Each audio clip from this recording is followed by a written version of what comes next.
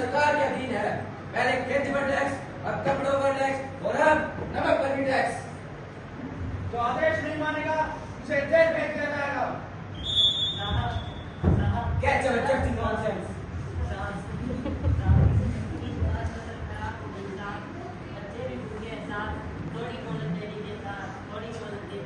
British सरकार दया नहीं करती। पहले टैक्स, गाना, soldiers, take them out.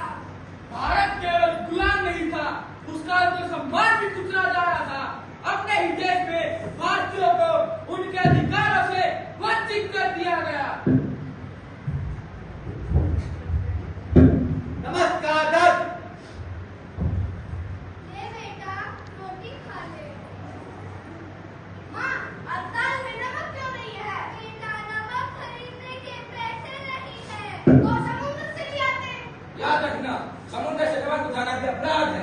वो भी अंग्रेजों ने मना कर दिया। शेख जुबार, तुम्हारी हिम्मत कैसे हुई ब्रिटिश अधिकारी को आबदार देने की? You bloody Indians! जिस नमक पर उत्पत्ति का अधिकार था, अंग्रेजों ने उस पर भी कर लगा दिया। यह अन्याय सभी भारतीयों के दिलों में आग बनकर जल रहा था। गांधी जी का निर्णय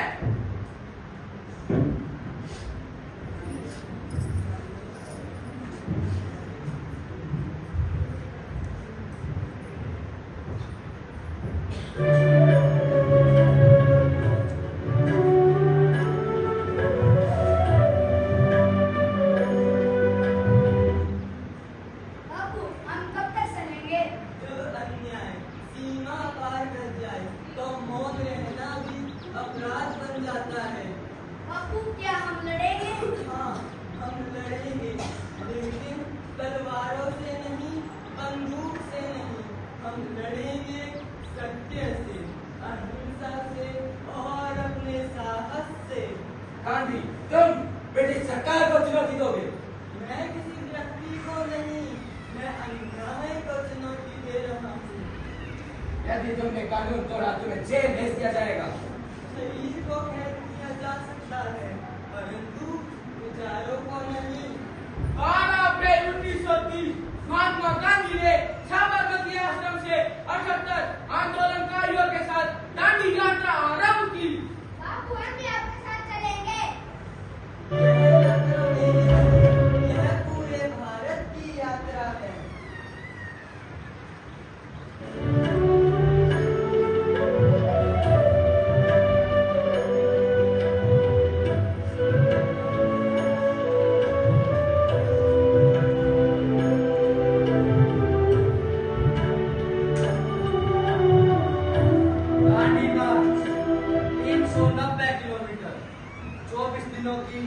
कठिन यात्रा, गांव-गांव से लोग बापू के साथ जुड़ते चले गए।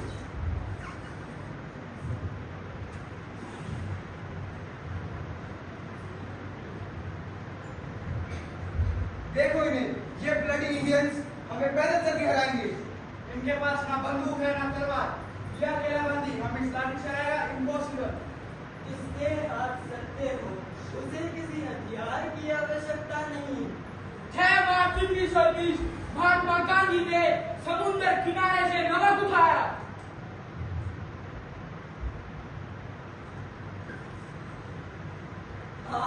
आज इस एक मुट्ठी नमक से मैं ब्रिटिश सरकार के इस अन्यायपूर्ण कानून को तोड़ता हूँ। गांधी, तुमने कानून तोड़ा है।